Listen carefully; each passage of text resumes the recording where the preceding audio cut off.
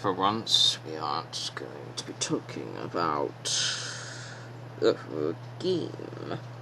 We're going to be talking about Willy's Wonderland. Join the party.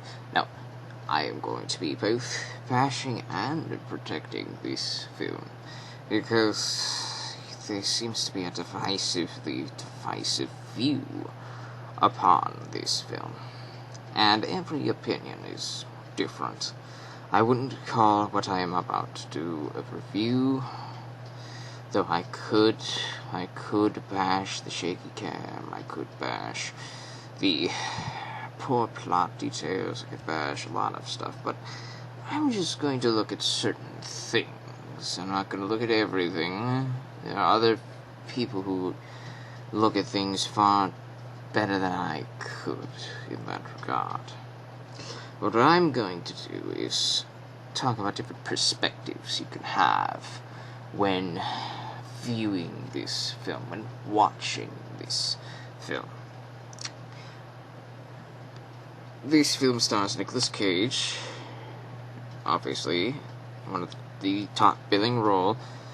He had creative control over his character and over the way some of the plot motions were going to go, probably because he was the guy who was going to get the butts in the seats to watch this film. If there's anybody else in here, I don't think you would have gotten as many butts in the seats. Maybe if you put Bruce Campbell in here, it would have worked, but then people would probably just say, oh, he's just being Ash. And you're right. He would just be Ash. If to make this movie work with Bruce Campbell, he would just be Ash. And if you want Ash being Ash, just go to Evil Dead. You'll get Ash. The reason why I think Nick Cage works in this film, and why I absolutely do not mind in the slightest bit that he doesn't say a single word of dialogue, not even a one-liner, is because I think if he did talk, he would ruin the film. He would make this film completely generic. He would make this film completely garbage the moment he started talking. The fact that he didn't talk sets this film aside. It gives it a unique flair to it that a lot of movies, garbage movies, don't seem to have to protect it. Innovativeness, it's... how do I explain this? I found that I was fascinated with Nick Cage cleaning a rundown 80s arcade pizza place. I found that I was fascinated watching him just be a janitor, cleaning the walls, just a montage of cleaning. And then you had one of the monster animatronics, whatever, show up to be fodder for this guy to blow them up, beat the crap out of them.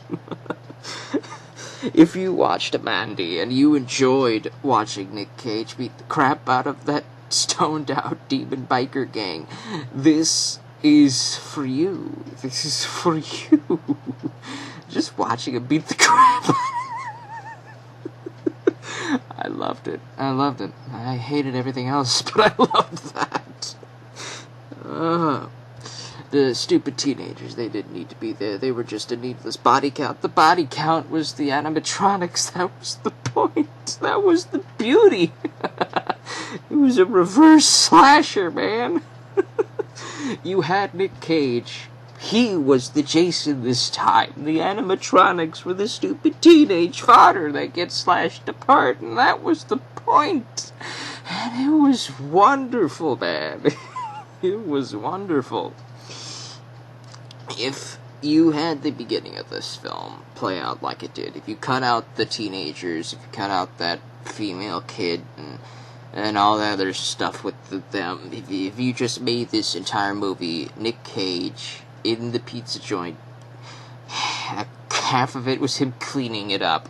The other half of it was him beating the crap out of the animatronics. And then the finale was him beating up Willy, and then getting paid, and then leaving without saying a single word. Oh, God, I would have loved it. I would have loved it. Oh, I would have loved it. The pinball sequence was amazing. The energy drinks was amazing. It was set up like a video game, and that's why it was repetitive. Each animatronic was like more higher level than the last, but he still eased into that crap. Now, I watched plenty of reviews about this film from a lot of people, and some people catch things that other people don't. The other people that don't catch things that the other people caught things that the other person didn't caught. Well, I'd like to say that I caught something that a couple of them didn't catch. If I remember correctly, in Nicolas Cage's sports car, there was some dog tags hanging on his dash mirror, whatever, rear view mirror dash thing.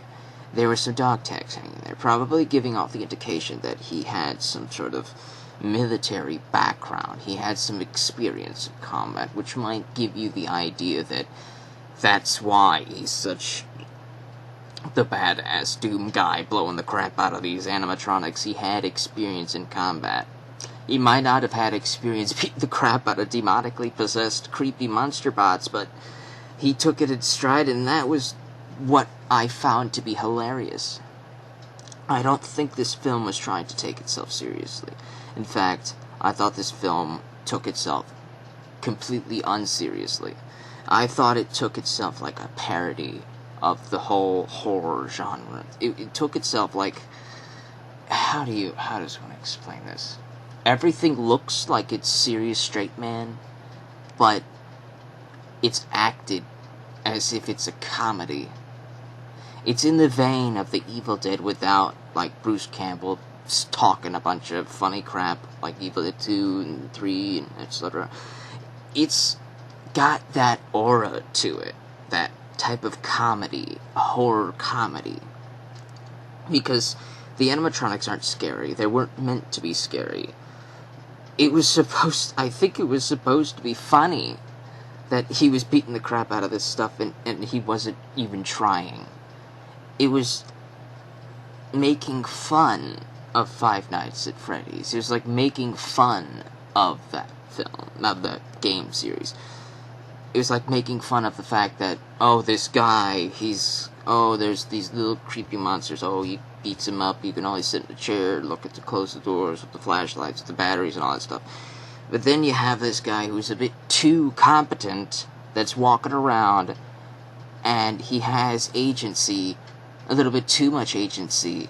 You got the little animatronic monster bots, but then you have Nick Cage, who is Nick Cage beating the crap out of the monster bots, instead of just allowing the monster bots to turn him into a typical fodder piece of garbage. And it's just, I don't know, man. I found it to be satiric to Five Nights at Freddy's. It was making fun of it in a way. At least to me, it felt like it was making fun of it. It's like, maybe this was going to be that Five Nights at Freddy's movie, but then something happened, and there was maybe disagreements during the production process, and they said, we're still gonna do it. We're still gonna do this, but we're gonna do it differently. Since you won't let us do yours, we're going to do ours. And we are going to shit all over the concept that you had. And I think, if that's true, then awesome. If that's not true, then that's just a theory that I have. But that's what it felt like to me. That they were making fun of the whole animatronic horror genre. Marking it up to be hilariously dumb. that could happen. Because animatronics are breakable creatures. They're like have you seen an animatronic at Chuck E. Cheese? You could tear it apart, a young child could tear those things apart. They're very fragile. So maybe they took that idea into mind with these animatronics. Maybe they're just as breakable as those Chuck E. Cheese animatronics. Maybe they're just as breakable as that. And that's why Nick Cage had such an easy time of it. But you sure you had the whole demon possession, serial killer garbage possessing the animatronics, so maybe they had a little bit more of a oomph to their bite, but they were still cheaply put together animatronics that were just reminiscent of the old Chuck E. Cheese garbage. I don't know, but I loved watching Nick Cage beat the crap out of things. Anytime Nick Cage was on screen, the movie was good. Every time he was not on screen, every time they shifted away to like the teenagers or the other people in this small village or the other cops, and they tried to give this movie plot, every time they tried to do that, the film did get weaker. It did get weaker. But every time they just left it on Nick Cage in that pizza place, cleaning it up, playing pinball, and beating the crap out of the animatronics, if they left it as just that, maybe how long was this film? 89 minutes? They really have to meet that 80-minute mark, don't they? Okay, well, you could extend some of the animatronics and cut out the dumb teenage killings, cut out any scene that doesn't involve Nick Cage cleaning. I'm serious, man. I was entranced watching Nick Cage clean this place. Just watching him just go through a montage of cleaning, grabbing buckets, grabbing stuff, changing his shirt out of the oily blood of the animatronics, bagging up the animatronics, throwing all the trash outside. Just watching him do that was entrancing. I was roped in. I was hooked. And I don't give a crap how repetitive it was. It felt like a game, but it was mocking a game, and we all know which game it would have mocked if it was mocking a game. We all know. And I know full well the fan base that this Freddy's series has, and I'm not going to mock Five Nights at Freddy's, but it felt like this film was mocking Five Nights at Freddy's, and it was mocking it in all the hilarious ways that you could mock Five Nights at Freddy's, because why wouldn't the night guard have some agency? Why wouldn't he be able to get up from his seat, grab a nightstick or something, and bonk these creatures on the head if he saw them coming? Why did it take power to close a door? Why couldn't you just walk over and have one of those regular doors that you could just... Why did we have to care about the battery going out in the flashlight in this other game? You could just, it's revolutionary. Watch this. Watch. When the battery runs out in your flashlight here, it's called getting one of these and replacing it. And that's what you would do, logically. But, video games have to video game, and indie games have to indie game. But it was mocking, I felt like it was mocking that lack of agency to the lack of control that you had in the game. Since they wouldn't let them make Five Nights at Freddy's, they made their own movie that insulted Five Nights at Freddy's, if that makes sense. Willy's Wonderland was a trip every time Nick Cage is on screen, but it is not a good movie, okay?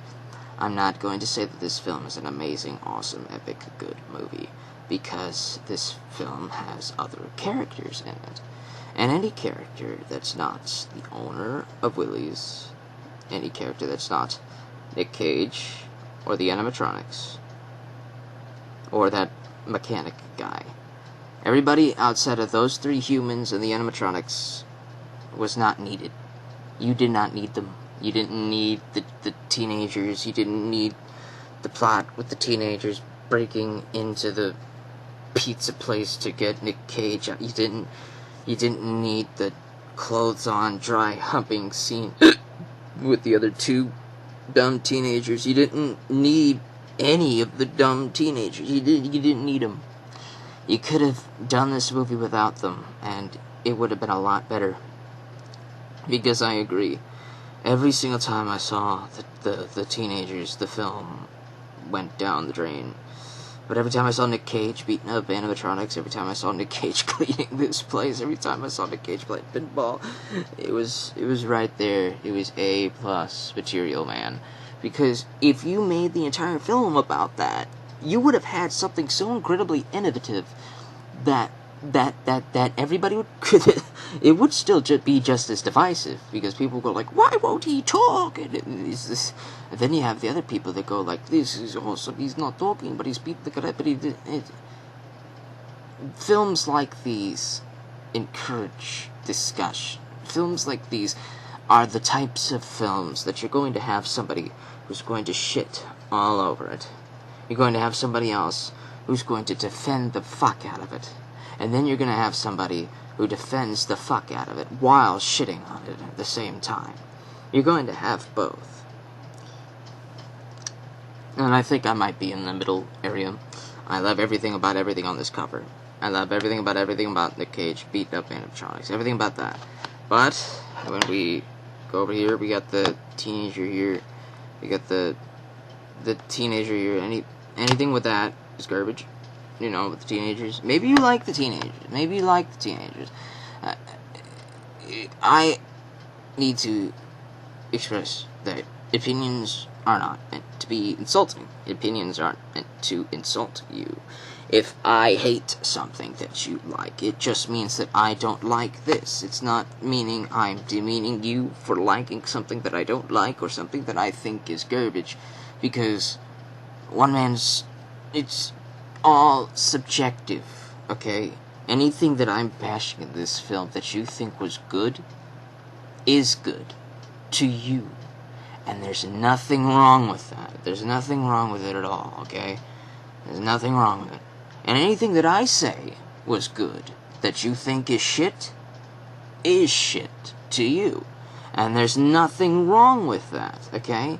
This is why our brains are different from one another. We're allowed to think differently. We're allowed to have different opinions because it enables discourse. It enables discussion. It enables viewpoints to be offered to one another, to learn more about each other and what we like, what we don't like, because we like different things for different reasons, and that's fine, you know? I love this movie, despite the dumb teenagers and despite them trying to give this movie a plot that it didn't need.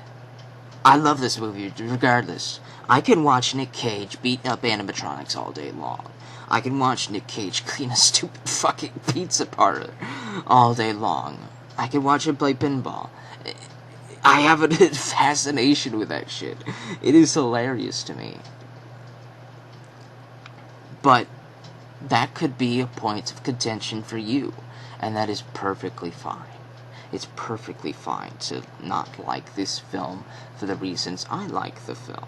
And it's perfectly fine for me to like this film for the reasons you don't like it, okay? That's what being unique, that's what being you is about. You like things. You don't like things. The things you don't like are okay for you not to like. The things you do like are okay for you to like. And if anybody starts bitching at you for the things that you like that they hate, punch him in the face. I didn't tell you to do that. I'm not encouraging violence, but let's just say if that happens, it's okay, because they had it coming. And remember, be imaginative.